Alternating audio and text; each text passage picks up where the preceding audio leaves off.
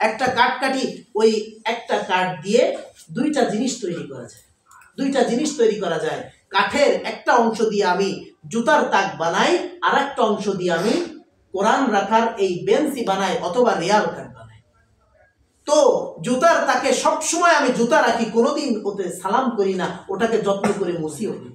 একই গাছের একই কাজ, আর এক অংশ দিয়ে আমি রিয়াল কাঠ বানিয়েছি, কোরআন রাখার তাক বানিয়েছি, ওটাই আমার যদি ভুলেও কখনো পা লেগে যায় আমি সালাম করি, চুমু খাই, বুকের সাথে জড়াই, তাই না? তাই তো ঠিক তেমনই আমার যদি দুইটা সন্তান থাকে, তাহলে একটা সন্তানকে যদি আমি কোরআনের রাস্তায় দিই, তো ওই কাঠের মতো ওই সন্তানটা দামি হয়ে গেল। আমি যে সন্তানকে আমি কোরআনের রাস্তায় দিব না, ওই কাঠের মতো ওই সন্তানটা অন্য রাস্তায় গেল।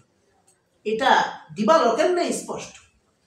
বাজার থেকে এক টুকরা কাপড় কিনে আনলাম, সেটাকে দুই ভাগ করলাম, এক টুকরা দিয়ে আমি কোরআনের জুজদান বা গ্লাভ বানালাম, আর এক টুকরা দিয়ে আমি জুতো মোছার কাপড় বানালাম। জুতো মোছার কাপড়কে কিন্তু কোনোদিন যত্ন করে একটা চুমু খাবো না, খাবো নাকি?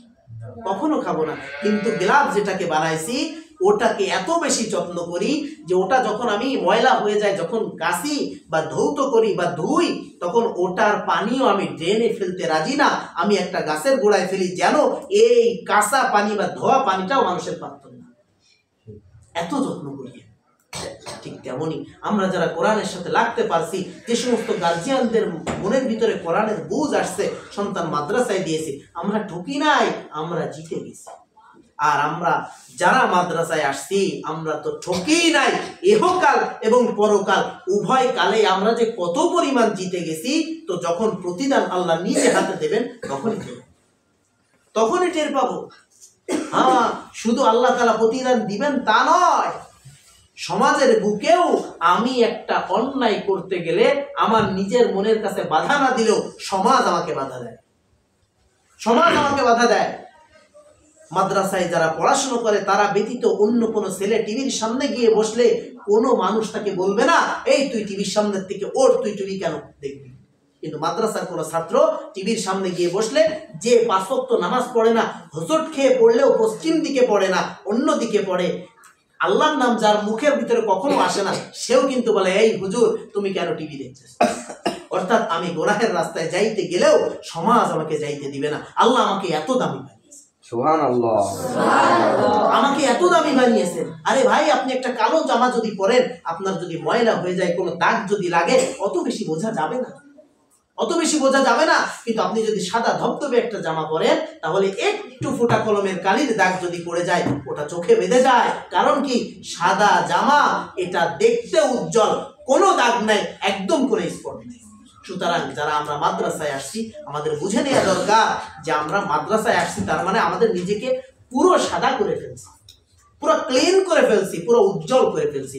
একটা দাগ লাগলেই মানুষ আমাকে ধরায়, আমি নামাজ না পড়লে মানুষ আমাকে ধরায় দেয়। কিয়ামতের ময়দানে আল্লাহ তাআলা বলবেন, ইকরা ওয়ারতাকি ওয়ারাত্তিল কামা কুনতা তুরাত্তিলু ফিদ দুনিয়া, তুমি পড়ো এবং চলো, তুমি পড়ো এবং চলো। ফাইন্না মানজিলাকা ইনদা আখিরি আয়াতিন তাকরাউহা, তোমার মঞ্জিল সেখানেই হবে যেখানে তোমার শেষ আয়াত গিয়ে থামবে। সুবহানাল্লাহ। কোরআনে দুনিয়ার বুকে যেমন ধীরে ধীরে ধীরে ধীরে তেলাওয়াত করতে এক আয়াত করে আলহামদুলিল্লাহি রাব্বিল আলামিন, এমন ভাবে আর রহমানির রহিম মালিকি ইয়াউমিদ্দিন ইয়াকা না'বুদু ওয়া ইয়াকা নাস্তাঈন ইহদিনাস সিরাতাল মুস্তাকিম সিরাতাল লাযীনা আন'আমতা আলাইহিম গায়রিল মাগদুবি আলাইহিম ওয়ালাদ-দাল্লিন।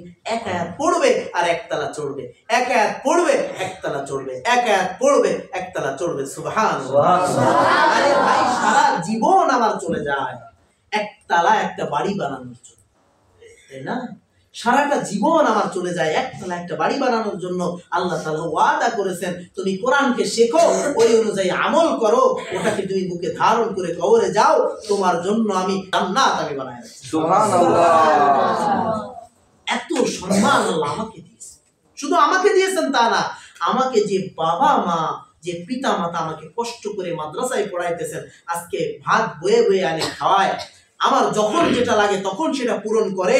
আমাকে বাড়ি অনেক প্রয়োজন কাজে, আমার মতো একটা ছেলে যারা বাইরে কাজ করতেছে, বাপ মায়ের অনেক কাজে আসে, তারপরেও আমাকে মাদ্রাসায় পড়াইতেছে, কষ্ট করতেছে, কুরবানি করতেছে, যখন যেটা প্রয়োজন সেটা দিচ্ছে, তো এর প্রতিদান বাপ মা পাবে না? পাবে না? অবশ্যই পাবে। কি প্রতিদান দিবে?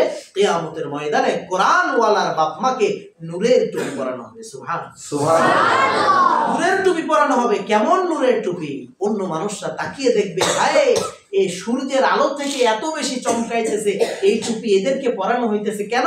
তো সবাই বলবে, এরা হলো কোরআনওয়ালার মা, এরা হলো কোরআনওয়ালার বাবা, এদের সন্তানদেরকে কোরআন শিখাইছে, এই কারণে তাদেরকে এমন নূরের টুপি পরায় দেওয়া হয়েছে। সুবহানাল্লাহ।